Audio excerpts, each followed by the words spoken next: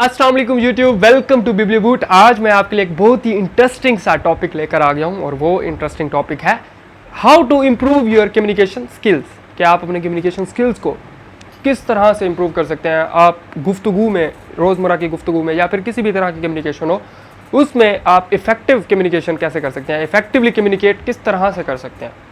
तो मैं आज आपको इसके लिए कोई 9 टिप्स बताने जा रहा हूँ और इन टिप्स को फॉलो करना आपके लिए बेहद ज़रूरी है अगर आप इफ़ेक्टिवली कम्युनिकेट करना चाहते हैं। Make communication a priority. आपने कम्युनिकेशन को एक प्रायोरिटी बनाना है। प्रायोरिटी का मतलब क्या है कि आपने उस पर फोकस करना है कि आपको कम्युनिकेशन करना आता है या नहीं, आता है या नहीं आता। आता है तो मज़ीद उसको इम्प्रूव करें, नहीं आता तो आप सीखने की कोशिश करें। सीख कहाँ से सकते हैं, उसके लिए आपके पास बहुत सारी चीज़ें हैं। गूगल बहुत ही ज़बरदस्त चीज़ है। यूट्यूब पे बहुत सारे लेक्चर्स हैं इस हवाले से। अगर आप देखना चाहते हो तो आप विज़िट कर सकते हैं। बहुत ही बेहतरीन किस्म के जो कम्युनिकेटर हैं, जो आजकल अच्छा कम्युनिकेट कर रहे हैं, उनको सुनकर आप सीख सकते हैं कि गुड कम्युनिकेशन किस तरह से की जा सकती है या इफ़ेक्टिव कम्युनिकेशन किस तरह से की जा सकती है। और उसके साथ साथ अगर आप कर सकते हैं तो आप किसी ट्यूटर को या किसी किस्म के भी मेंटोर को अगर आप हायर करना चाहते हैं, या अगर आप कर सकते हैं या आप उनसे पर्सनली मशवरा लेना चाहते हैं, तो उनसे आप कांटेक्ट में रहें ताकि आप अच्छे से अच्छे तरीके से कम्युनिकेट कर सकें। Simplify and stay on message. कि आपने जो भी बात करनी है उसमें आपने बिल्कुल सिंपल सी वर्डिंग यूज़ करनी है। सिंपल से मुराद यह है कि आपने कम्प्लेक्स बात नहीं करनी, आसान सी बात करें ताकि सामने वाले को अच्छे से समझ आ जाए। और मैसेज के ऊपर रहना है, यानी जो आप बात करना चाह रहे हैं आपने उसी पॉइंट पर रहना है। फोकस आपको उसी बात पर हो। ये नहीं है कि आप बात कर रहे हैं किसी जगह की और बीच में आप बाकी बातें करने लग जाएं। तो मतलब इर्द गिर्द की गुफ्तगू को छोड़ के टू द पॉइंट जो आप बात करना चाह रहे हैं आप वो करें। एंगेज योर लिसनर्स और ऑडियंस। जो भी ऑडियंस है जो आपको सुन रहे हैं उनको आपने इंगेज करना है। इंगेज किस तरह से करना है कि आप उनसे कोई ऐसी बात करें, कोई ऐसा क्वेश्चन करें जिससे कि वो आपकी तरफ मुतवज्जो हो जाए। या फिर अगर आप उनसे बात कर रहे हैं, एक बंदा है वो आपसे किसी और तरह की बात करना चाह रहा है, आप उसको किसी और तरह की बातें करते जा रहे हैं। या फिर अगर आप वहाँ पर गए हैं और आप उसे बातें सुनाए जा रहे हैं अपने बारे में, मैं इस तरह से, मैंने ये किया, मैंने वो किया, उसको इन चीज़ों में इंटरेस्ट अगर नहीं है तो वो आपकी बातें नहीं सुनेगा और आपकी कम्युनिकेशन यहाँ पर स्टॉप हो सकती है, वो आपको सुनना ही छोड़ देगा। तो आप इस तरह की बातें करें कि जो वो सुनना चाहता है, जो वो एक्सपेक्ट कर रहा है कि आप उससे करेंगे, आप इस तरह की बातें करें। आपने उसे इंगेज रखना है, आपने उससे रिलेटेड बातें ज़्यादा करनी है, बजाय इसके कि आप अपने बारे में बताते जाएं। बजाय इसके कि आप अपने बारे में बताते जाएं, आपने उससे रिलेटेड बातें जो वो चाहता है कि आप उससे करें, उस तरह की बातें करेंगे तो ज़्यादा बेहतर रहेगा। Develop your listening skills too. Communication effective करने के लिए मोस्ट इंपॉर्टेंट चीज़ है कि आपके लिसनिंग स्किल्स जो है वो बहुत अच्छे होने चाहिए। मतलब कोई बात करे तो आपको समझ आ जाए बात, आप अच्छे से सुन सकें। और ये एक रिसर्च है कि जो गुड कम्युनिकेटर होता है वो गुड लिसनर भी होता है।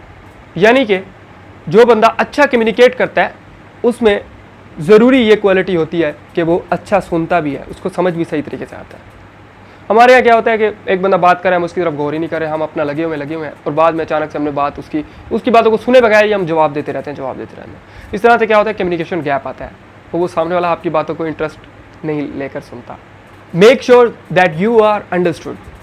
यानी आपने इस बात को एश्योर करना है, कंफर्म कर लेना है कि मुझे एक्चुअली में बात समझ आ गई है या नहीं। यानी समटाइम्स ऐसा होता है कि हमें कोई बात करता है तो हम मतलब सुन लेते हैं उसकी, लेकिन अच्छे तरीके से नहीं सुनते, हमारे माइंड में कुछ और चीज़ें चल रही होती हैं। उसके साथ साथ हम बस एक एस्टिमेट लगा लेते हैं कि एक्चुअली में इसने ये बात की होगी।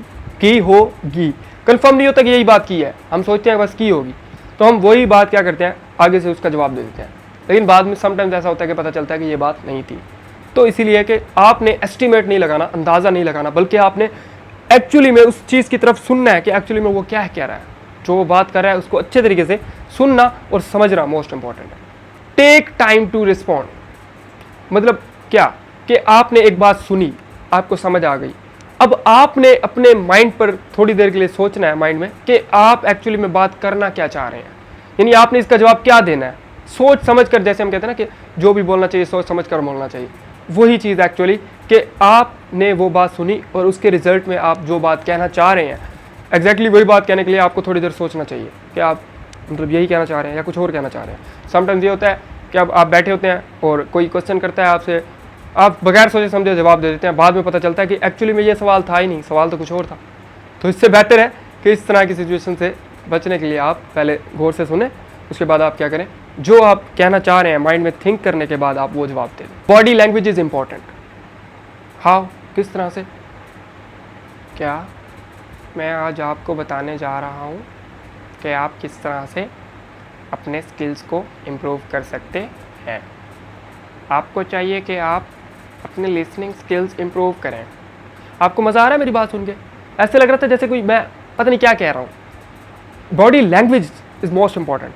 जो बात आप कर रहे हैं, आपकी बॉडी से भी वो सिग्नल प्रोड्यूस होना चाहिए। आपकी बॉडी भी वही एक्चुअली में वही चीज़ कन्वे कर रही हो। जो आप मुंह से कह रहे हैं वही आपके इशारे और आपकी जो बॉडी की लैंग्वेज है वो पूरी वही बातें कन्वे कर रही हो। अब हम क्या कहते हैं, अगर मैं कहूँ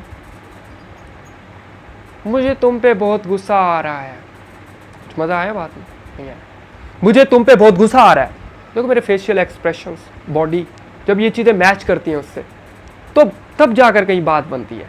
अगर आप ऐसे बात करते हैं तो फीकी फीकी बातें लगती हैं कि यार ये क्या बंदा क्या कह रहा है, कुछ समझ नहीं आ रही, कुछ मज़ा नहीं आ रहा। तो बात को, कम्युनिकेशन को इंटरेस्टिंग करने के लिए उसके अंदर आपकी बॉडी लैंग्वेज मोस्ट इंपॉर्टेंट किरदार अदा करती है। Maintain eye contact. Eye contact बनाना बहुत ज़रूरी है।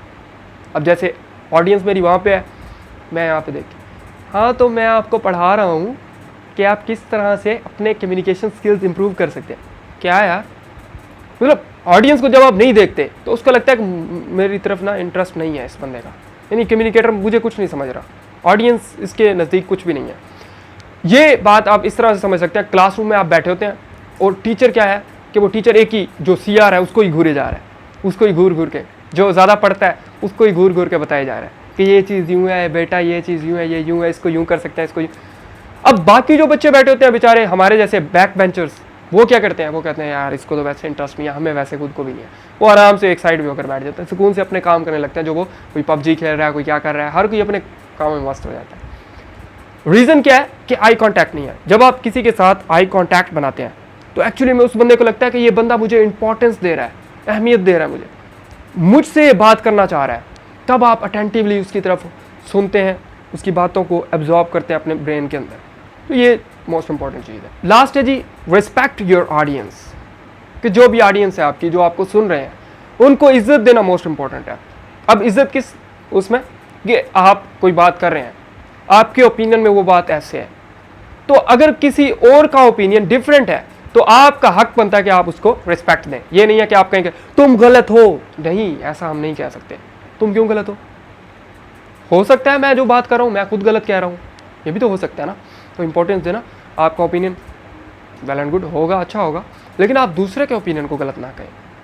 आप उनसे फीडबैक के लिए पूछें कि जो बात आपने की उसमें उनकी क्या राय है, या वो उसके बारे में क्या सोचते हैं, ज़रूर लेना चाहिए।